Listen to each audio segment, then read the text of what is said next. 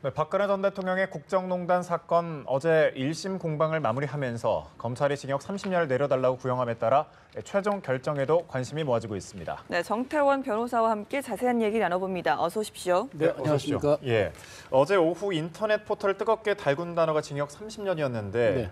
박근혜 전 대통령에게 검찰이 징역 30년, 벌금 1,185억 원을 구형을 했습니다. 어떻게 보셨습니까?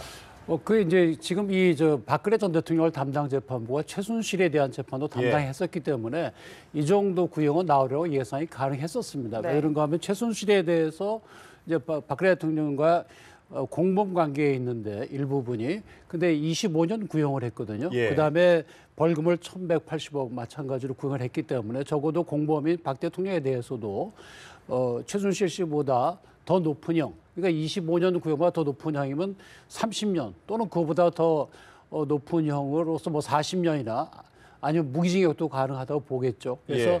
30년 구형과 벌금 액수가 같았던 것은 뭐 어느 정도 예상했던 겁니다. 예. 네, 일단 최순실 씨의 구형량보다 5년이 더 많습니다. 그렇습니다. 이렇게 30년 구형이라는 엄중한 처벌을 요구한 이유는 뭐가 있을까요? 우선 뭐 검찰의 그 의견, 검찰 논고문이라고 그러죠. 검찰에서 밝힌 바로는 첫째, 헌법 가치를 훼손했다. 국민들이 대통령을 뽑아놨는데 대통령이 그 권한을 사인인 최순실 씨와 공유하면서 헌법 가치를 훼손을 했고 또 삼성이나 그 롯데 등과 관련해서 정경유착이 있었고 네. 또 민간 기업을 사유화해서 774억 원이라는 돈을 출연하게 해서 재단을 만들고 또 특정인을 취직을 시켜준다든지 승진을 시켜주기도 하고 광고도 알아주고 그런 점도 있었고 또한 문화예술계의 블랙리스트 또는 화이트리스트를 만들어서 문화예술계를 양극화한 그런 잘못이 있을 뿐만이 아니라 본인이 재판에 출석도 안 하고 유치는 바도 전혀 없다. 예. 따라서 중형을 구형한다. 그렇게 밝혔습니다. 예, 박근혜 전 대통령 1심 선고가 4월 6일에 예정이 돼 있습니다. 그렇습니다. 재판부가 이제 최순실 씨와 같은 재판부인데 최 씨에게 징역 20년을 선고한 재판부, 박 전 대통령에게도 중형을 선고할까요? 그렇습니다. 예. 적어도 최순실 씨보다는 형이 높아질 수밖에 없는 것이 우선 최순실 씨는 민간인이고 예. 그 박 전 대통령은 공무원 아닙니까? 고위직 공무원으로서 책임이 더 중하고 또 최순실 씨보다 5개 정도 혐의가 더 있습니다.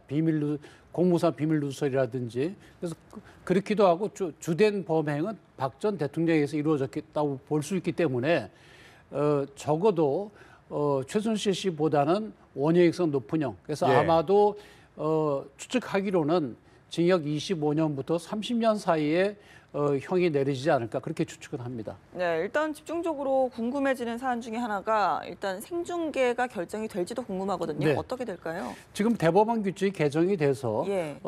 재판 진행 상황에 관해서는 생중계를 할 수 있도록 되어 있습니다. 아직까지 첫 사례는 예, 없습니다. 그렇지만 지금까지는 이제 생중계를 하기 전에 피고인들 본인들에게 생중계에 관한 의견을 묻습니다. 대부분 반대하죠. 그래서 생중계가 없었는데 아마 이번 그 박근혜 전 대통령의 선고 일에는 아마도 박 전 대통령 본인이 안 나올 걸로 예상을 하고 있기 때문에 그렇다고 한다면 재판부로서는 선고 현장을 생중계 허가를 할 가능성도 있습니다. 예, 역시 말씀하신 대로 불출석 가능성이 좀 높네요. 그렇습니다. 예. 지금 지난 10월 달에 구속기간이 연장, 그러니까 예. 새로운 구속영장을 발부했거든요.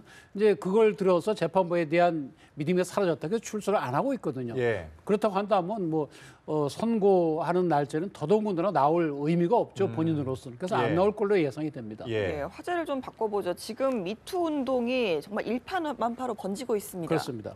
네, 여기에 대해서 어떻게 보십니까? 지금도 사실 서지현 검사의 이제 폭로로 시작된 이제 그 예. 소위 미투 여성들의 이제 성추행이나 성폭행을 당한 피해 사실들이 이제는 뭐 공개가 되고 있고 주로 이제 문화예술계를 중심으로 해서 하고 있는데 이 미투 운동의 그 양상을 들여다보면 대부분이 권력을 이용한 그러한 그 성추행이나 성폭행의 경우가 대부분입니다. 예. 종전에 폭행이나 협박을 이용한 그 성추행이나 성폭행의 경우에는 이미 형사처벌이 다 되거든요. 일반의 경우에도. 근데 지금 나타난 교양들을 보면 문화예술계, 특히 이제 극단 대표가 자기 소속 배우에 대한 그런 성추행 또는 학교 교수가 자기 제자들에 대한 그 지위를 위한 성추행 또는 선배 배우가 후배 배우 또는 그 배우가 되는 지망생에 대한 그 성폭행, 성추행 등의 특징은 자기가 지위 또는 권력을 가지고 있는 그것을 이용해서 하는 것이기 때문에 그동안 많은 피해자들이 그런 것을 당하고도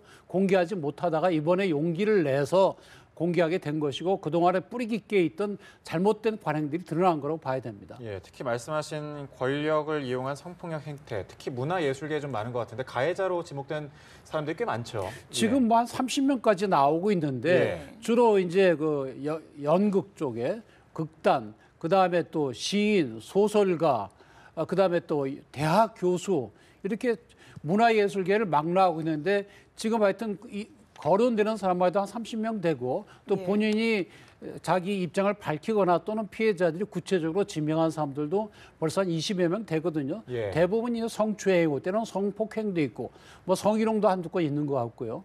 그래서 이 문화예술계 그동안 이렇게 그 널리 만연해 있던 그런 잘못된 관행과 그런 것들이 이번 기회에 시정이 되어야 될 걸로 보입니다. 특히 어제는 이 배우 오달수 씨에 대한 내용이 좀 언론사에 많이 좀 그렇습니다. 퍼졌었는데 예. 이 또 다른 피해자가 이제 나와서 얘기를 했네요. 오달수 예. 씨가 이제 본인의 그런 그 사실을 부인을 하니까 또 예. 다른 피해자가 이제 나와서 이제 나도 그런 피해를 당했다고 얘기를 했는데 사실 이번 그 미투 운동을 보면 대부분이 뭐 선량한 피해자들이 그동안 소가리를 하던 사람들이 공개한 건 맞습니다만 예. 혹시나 그 중에는 사실로 다른 부분이 있을 수가 있기 때문에 예. 저희들이 옥석을 가려서 억울한 피해자가 생기지 않도록 상당히 그 조심을 해야 될 걸로 보입니다. 예, 문화 예술계뿐만 아니라 종교계까지 번지고 있습니다. 천주교의 신부가 해외 선교 봉사활동을 하다가 여성 신도를 성폭행하려고 했다 이런 그렇습니다. 폭로가 나오고 있거든요. 사실 그 지금 뭐 벌써 한 7, 8년 전의 일인데 그 아프리카의 수단에 가서 그 선교하러 갔다가 그 현장에서 있었던 일인데 사실 그 피해자는 본인이 독실한 카톨릭 신자고 하니까 만약에 이것을 공개를 하게 되면 이 선교 활동이 다 끝나게 되는데 이 선교 활동은 다 그 해당 신부님만의 문제가 아니라 온 신도들이 힘을 모아서 한 것이기 때문에 그것이 걱정이 돼서 그 참고 그동안 인내하고 왔다는 거거든요. 근데 예. 그 뒤에도 아마 그 해당 신부가 거기에 대한 뉴침의 빛이 없었던 것으로 보이고 아마 그래서 그 피해자분이 이번에 공개를 한 것이고 이분도 사실 우리 카톨릭계의 정화를 위해서 좀 더 발전을 위해서 이렇게 공개를 하는 거예요. 그렇게 이제 밝혔죠. 근데 문제는 그분에 대해서 혹시 뭐 둘이 사귄 거 아니야 이런 얘기까지 나오고 있는데 그거는 피해자에 대해서 2차적인 피해까지 가는 그렇죠. 것이기 때문에 결코 그런 일이 있어서는 안 되겠습니다. 예.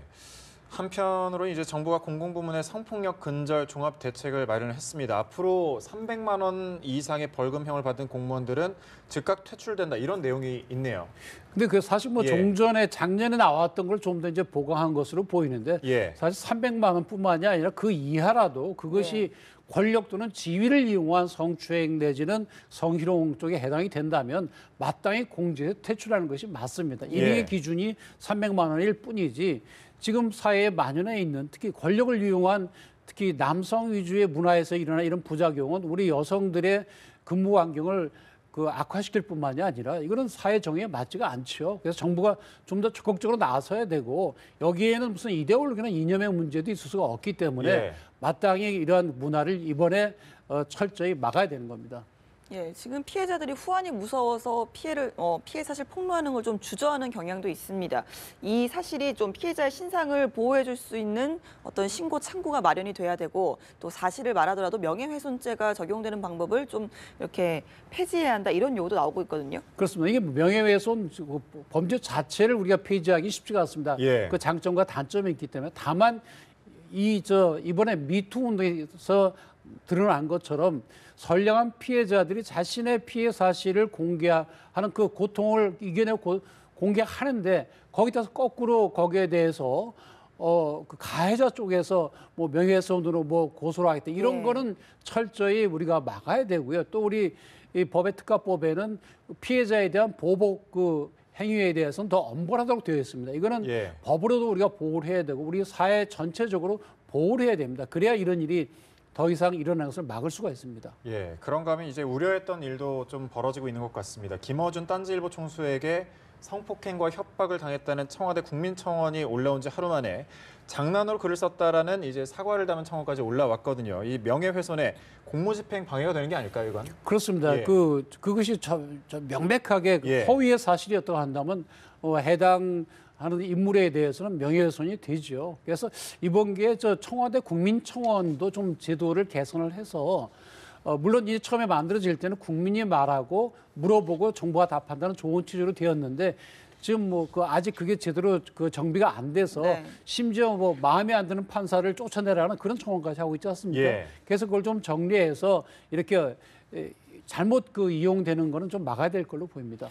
예, 이런 허위 청원 자체가 좀 발생하지 않도록 하는 시스템이 좀 마련돼야 되지 않을까요? 그렇습니다. 우선 청와대 국민청원 시스템도 고쳐야 되고 예를 들어서 판사를 쫓아내라 하는 청원은 청와대에 할 것이 아니고 대법원에다 해야 되겠죠. 예. 그다음에 일반 개개인의 민원 같은 거는 우리 국민권익위원회에다 해야 되거든요. 그래서 어느 정도 좀 교통 정리를 할 필요가 있는 것으로 보입니다. 예, 알겠습니다. 여기까지 듣도록 하겠습니다. 정태원 변호사 함께했습니다. 고맙습니다. 고맙습니다.